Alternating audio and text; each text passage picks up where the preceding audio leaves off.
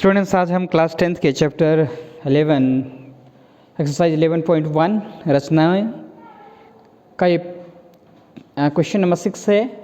इसमें हमको दिया गया है एक त्रिभुज ABC बनाइए जिसमें AB बराबर 7 सेंटीमीटर, कोण B 45 अंश तथा कोण A 105 अंश हो। फिर एक त्रिभुज की रचना कीजिए जिसकी भुजाएं त्रिभुज ABC की संगत भुजाओं की 4/3 गुनी हो। तो सबसे पहले ABC एक त्रिभुज बनाना है जिसमें आधार BC हमको 7 सेंटीमीटर दिया हुआ है, कोण B 45 अंश है, कोण A 105 अंश है। तो सबसे पहले हम इस कोणों की हेल्प से एक कोण आधार का कोण C निकाल लेते हैं। त्रिभुज ABC में हमको B 45 दिया हुआ है, A 105 दिया हुआ है। तो हम जानते हैं कि त्रिभुज के तीनों अंतः कोणों का योग 180 अंश होता है। A + B + C = 180 angle sum property से। तो A 105 B 45 C बराबर 180। तो ये 105 और 45 जोड़ेंगे 150 धन कोण C बराबर 180। कोण C बराबर 180 ऋण 150, तो कोण C बराबर आ जाएगा हमारे पास 30 डिग्री। तो 30 अंश का जो है कोण C बनेगा। तो सबसे पहले हम BC 7 सेंटीमीटर की एक रेखा खींचते हैं। 7 सेंटीमीटर लंबा एक रेखा खंड BC खींचा और इस B पे हमने कोण B 45 अंश दिया हुआ है। तो कोण B 45 बनाने के लिए सबसे पहले हम B पे 90 अंश का कोण बनाएंगे। और 90 अंश का कोण कैसे बनाते हैं वो आप जानते हैं।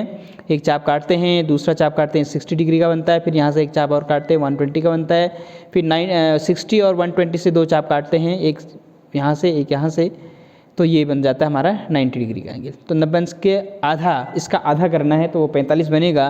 तो यहाँ पर से एक चाप कट करेंगे और एक चाप यहाँ पर से कट करेंगे, तो एक चाप यहाँ पर से, तो ये 45 अंश का कोण बनाती हुई रेखा चली जाती है हमारे पास B। तो ये 45 अंश का कोण बनाया, इसको हमने BY नाम दिया हुआ है। अब हमने इसके हेल्प से कोण C निकाला हुआ है 30 डिग्री का। तो यहाँ पर 30 डिग्री का एंगल बनाएंगे। सबसे पहले हम एक चाप काटते हैं C से, फिर दूसरा चाप काटेंगे यहाँ से, तो ये 60 अंश का बनेगा। फिर इसका और आधा कर लेंगे हम, इससे और इससे हम दो चाप काटेंगे, फिर से एक चाप यहाँ पर से कट किया, एक चाप हम यहाँ से कट करेंगे। तो ये दोनों चाप जहाँ पर मिल रहे हैं ये 30 अंश का कोण बनाएगा। तो C से इन चापों को मिलाते हुए एक रेखाखंड खींचेंगे जो BY को बिंदु A पर 30 अंश का कोण बनाती हुई बिंदु A पर काटती है। तो इस प्रकार हमें त्रिभुज ABC प्राप्त होता है जिसमें आधार BC 7 सेंटीमीटर, कोण B 45 अंश और कोण C 30 अंश। तो ऑटोमेटिकली कोण A 105 अंश आ जाएगा। अब इसके संगत भुजाओं के समरूप 4/3 गुनी हो। तो स्टूडेंट 4/3 मीन्स बड़ा त्रिभुज बनेगा। अंश बड़ा है, हर छोटा है, तो 4/3 बड़ा बनेगा। सबसे पहले हम B से न्यूनकोण बनाते हुए एक रेखा खींचते हैं। इसमें हम सबसे बड़ी डिजिट कौन सी है, इसमें से 4 है, तो 4 इसके बराबर भाग कर लेते हैं।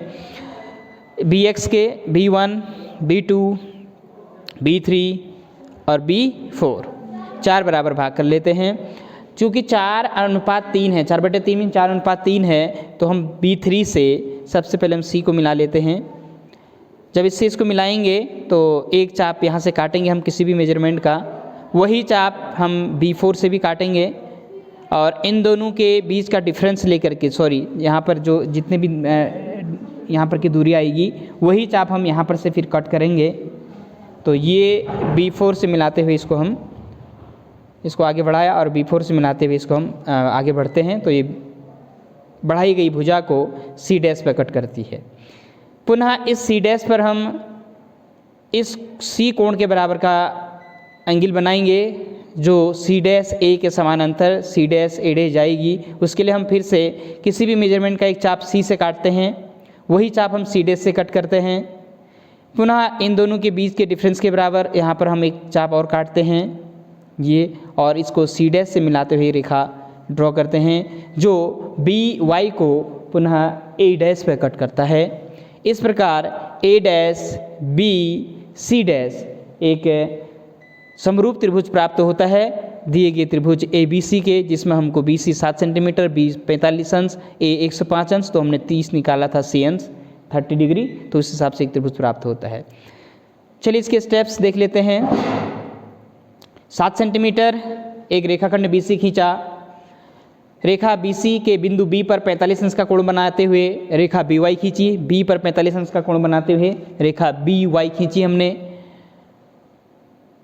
तीसरे स्टेप में रेखा BC के बिंदु C पर 30 अंश का कोण बनाते हुए रेखा खींचा जो बी वाई को ए पर काटता है। इस सी पे हमने 30 डिग्री का एंगल बनाया, पहले 60 का बनाया उसका हाफ किया, 30 डिग्री का एंगल बनाते हुए रेखा खींचा जो बी वाई को बिंदु ए पर काटता है और इस प्रकार हमें त्रिभुज ए बी सी प्राप्त होता है।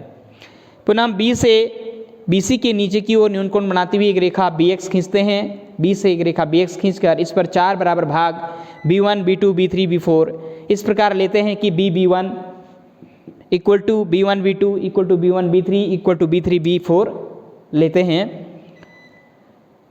B3 से C को मिलाया, B3 से C को मिलाते हैं और फिर पुनः B4 से B3C के समांतर एक रेखा खींचते हैं।